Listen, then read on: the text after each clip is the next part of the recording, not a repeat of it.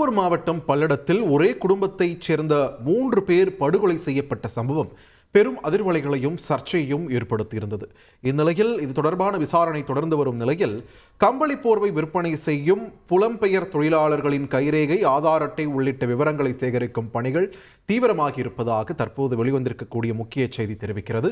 கூடுதல் விவரங்களை வழங்க இணைகிறார் எமது செய்தியாளர் பிரதீஸ்வரன். வணக்கம். இந்த படுகொலை சம்பவம் தொடர்பான விசாரணை தற்பொழுது எந்த அளவில் இருக்கிறது? இந்த புலம்பெயர் தொழிலாளர்களிடமிருந்து என்னென்ன மாதிரியான விவரங்கள் சேகரிக்கப்பட்டு வருகின்றன? எத்தனை குழுக்கள் இதில் ஈடுபடுத்தப்பட்டிருக்கின்றன? விரிவா பதிவு பண்ணுங்க. வணக்கம்.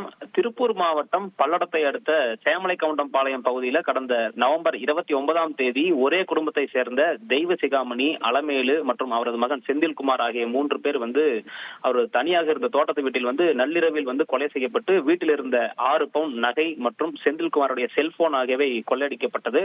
இந்த சம்பவம் தொடர்பாக 14 தனிப்படை அமைத்து 10 நாட்களாக போலீசார் தீவிர விசாரணை மேற்கொண்டு வரும் நிலையில உயிரிழந்தவர்களுடைய தோட்டத்தில் பணியாற்றிய பாலமுருகன் என்பவரை விசாரித்ததிலும் எந்த முன்னேற்றமும் ஏற்படாத நிலையில சென்னிமலை, காங்கேயம் போன்ற பகுதிகளில் நடந்த கொலை வழக்குகள் சம்பந்தப்பட்ட குற்றவாளிகள் ஏதாவது இந்த வழக்கிலும் சம்பந்தப்பட்டிருக்கார்களா என்ற கோணத்திலும் விசாரணை மேற்கொண்டனர்.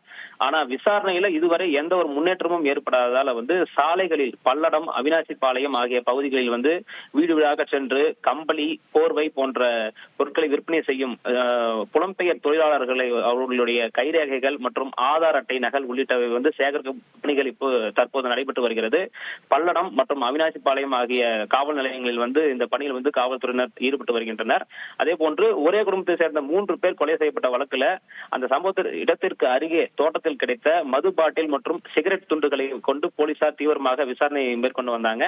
அந்த குறிப்பிட்ட மது பாட்டில் வாங்கப்பட்ட கடை, வாங்கிய நபர் குறித்த சிசிடிவி காட்சிகள் என அனைத்தையும் கடந்த 2 நாட்களாக போலீசார் சேகரித்து வந்த நிலையில துக்கம் விசாரிக்க வந்த உறவினர் ஒருவர் தோட்டத்தில் அங்கேயே ஒதுக்குப்புறமாக மது அருந்திவிட்டு அந்த பாட்டிலை வீசி சென்றதும் தற்பொழுது விசாரணையில் தெரிய வந்துள்ளது. இதனைத் தொடர்ந்து மாற்று வழியில் விசாரணையை முடுக்கிவிடப்பட்டுள்ளது. இந்த வழக்கு துவங்கியது முதல் பல்வேறு கோணங்களில் போலீசார் தீவிரமாக விசாரணை மேற்கொண்டு வருகின்றனர். அந்த சேமலைக்கவுண்டம்பாளையம் சுற்றுவட்டார பகுதியில் இருக்கக்கூடிய 20 கிராமங்களை கண்காணிப்பு வலயத்திற்குள் எடுத்து அங்கேயும் போலீசார் தீவிர விசாரணை மேற்கொண்டு வந்தாலும் ஒவ்வொரு கோணத்திலும் விசாரிக்கும் போதும் இந்த விசாரணை ஆரம்பித்த இடத்திலேயே மீண்டும் நிற்பதால் போலீசார் புலம்பி நிற்கின்றனர். துப்பு தொடங்காமல் போலீசார் இந்த விசாரணையை தொடர முடியாமல் உள்ளனர். நன்றி பிரதீஸ்வரன், உங்களோட விரிவான தகவல்களுக்கு. செய்திகளை உடனுக்குடன் தெரிந்து கொள்ள உடனே சப்ஸ்கிரைப் பண்ணுங்க.